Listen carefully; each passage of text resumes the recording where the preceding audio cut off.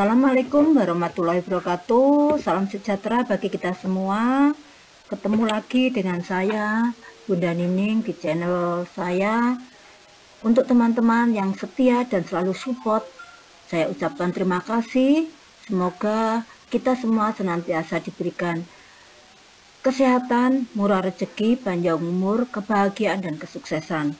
Nah, untuk kali ini saya ingin sharing tentang cara cek nama guru yang bisa ikut P3K dan mekanisme seleksi P3K. Karena kemarin ketika saya posting atau upload video yang tentang P3K, banyak sekali email yang masuk menanyakan bagaimana cara ngecek nama kita bisa ikut P3K atau tidak, dan bagaimana mekanisme seleksinya.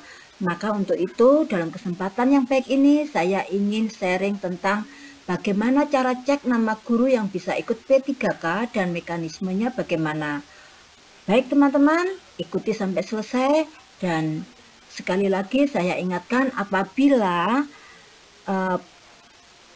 konten saya ini bermanfaat dan bisa memberikan inspirasi, saya persilahkan untuk di-share. Karena berbagi itu indah. Baik Bapak dan Ibu guru yang berbahagia, di sini sebelum saya masuk ke bagaimana cara cek nama guru yang bisa ikut P3K dan mekanisme seleksinya, saya ingin informasikan tentang jadwal persiapan seleksi P3K di tahun 2021, yaitu 1. Database kualifikasi guru dan data kebutuhan guru daerah ditargetkan selesai pada Desember 2020, berarti sudah selesai. Nah, yang kedua, regulasi pendukung dan kualifikasi pendidikan dimulai pada Januari 2021. Sedangkan materi pembelajaran yang akan di-sharekan oleh Kemendikbud itu akan dimulai pada bulan Februari tahun 2021, dan untuk pengumuman seleksi dan ujian seleksi itu akan menyertai. Nah, sedangkan alur pendaftarannya para guru bisa mengakses di laman seperti di sini saya sampaikan di https://info.gtkemdikbud.go.id, atau mungkin sudah dibagikan oleh Dinas Pendidikan Wilayah. Jadi Bapak Ibu bisa koordinasi dengan Dinas Pendidikan Kabupaten Kota tempat Bapak Ibu berada.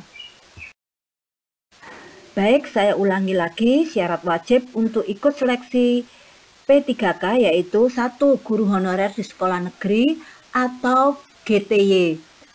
Termasuk di sini guru ex honorer kategori 2 yang tahun sebelumnya atau tahun kemarin belum pernah lulus tes seleksi PNS atau P3K.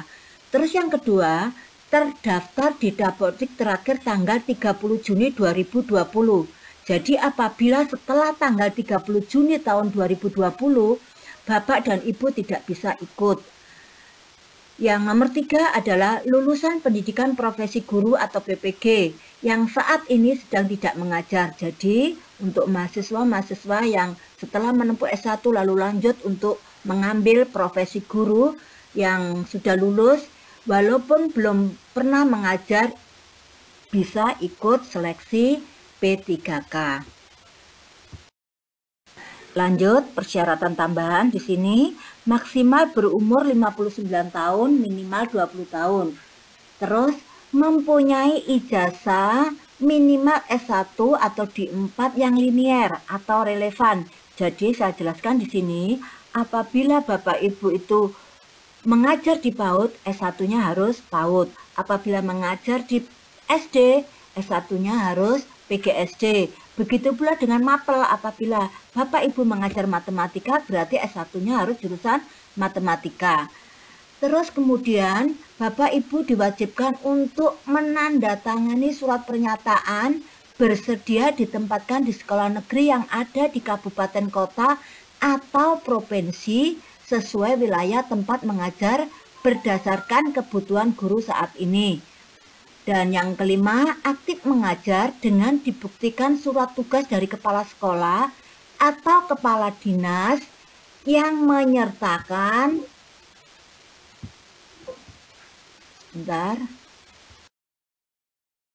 Jadi yang menyertai surat tugas dari kepala sekolah atau dinas pendidikan yaitu 1. NUPTK atau NIK. Jadi di sini apabila Bapak Ibu guru belum mempunyai NUPTK, bisa menggunakan NIK-nya. Jadi NUPTK itu tidak wajib. Terus kemudian nama lengkap beserta gelar. Lalu tempat tanggal lahir, nama sekolah, mapel yang diampu, dan kabupaten kota. Sekarang, bagaimana mekanisme seleksi P3K tahun 2021? Kemarin sudah saya sampaikan, saya singgung sedikit ya, yaitu pertama Bapak Ibu harus membuat akun melalui portal sscasn.bkn.go.id, jadi membuat akun. Lalu pilih menu P3K atau sspp3k.bkn.go.id. Yang nomor 3, Bapak Ibu registrasi atau pendaftaran dan isi data yang diperlukan. Apa saja data yang diperlukan itu? Yaitu nomor peserta ujian K2 untuk guru yang dari K2. Lalu tanggal lahir, NIK nomor kakak atau NIK kepala keluarga. Lalu alamat dan email aktif beserta pasportnya dan pertanyaan keamanan. Terus ada pas foto formal, maksudnya di sini apa? Maksudnya di sini pas foto memakai seragam dinas ukuran 120 KB atau maksimal 200 KB format JPG atau JPEG. Dan kemudian mencetak kartu informasi akun setelah terisi lengkap. Nah, apabila sudah semua, lalu Bapak Ibu wajib melakukan login lagi di portal SSP3K dengan NIK dan kata sandi yang sudah didaftarkan. Terus melengkapi data yang diperlukan, yaitu foto diri sambil memegang KTP. Jadi Bapak foto sambil memegang KTP dan kartu informasi akun. Tadi kan Bapak Ibu mencetak ya informasi akun. Nah, itu dipegang sama memegang KTP, lalu foto. Terus pilih jabatan dan lengkapi dengan riwayat hidup. Jabatan yang panjenengan inginkan itu apa? Kalau di sini saya sedang bicara guru, berarti pilih jabatan sebagai guru. Kemudian lengkapi biodata, unggah dokumen yang diperlukan sesuai dengan yang dipersyaratkan. Kemudian periksa data yang sudah diisi pada form resume, jadi kita cek ulang. Terus kemudian cetak kartu pendaftaran. Dan tunggu tim evakuator untuk memeriksa dokumen yang sudah diunggah. Jadi dokumen kita yang sudah diunggah itu akan dievaluasi sama tim evakuator. Bagi pelamar yang lolos seleksi administrasi akan memperoleh kartu ujian sebagai syarat mengikuti tahap berikutnya. Dan kemudian panitia seleksi P3K di setiap instansi akan mengumumkan kelulusan pelamar. Jadi seperti itu mekanismenya ya Bapak Ibu. Bapak Ibu yang berbahagia, untuk seleksi P3K tahun 2021 ini sudah sangat dipermudah oleh Kemendikbud. Jadi tidak seperti tahun 2019, tahun 2021 ini sangat-sangat dipermudah karena hanya melalui tahap administrasi dan tahap SKB, yaitu seleksi kompetensi bidang, yang kemudian akan dibagikan lewat daring oleh Kemdikbud pada bulan Februari tahun 2021. Jadi panjenengan semua bisa ikut karena semuanya sudah dimudahkan.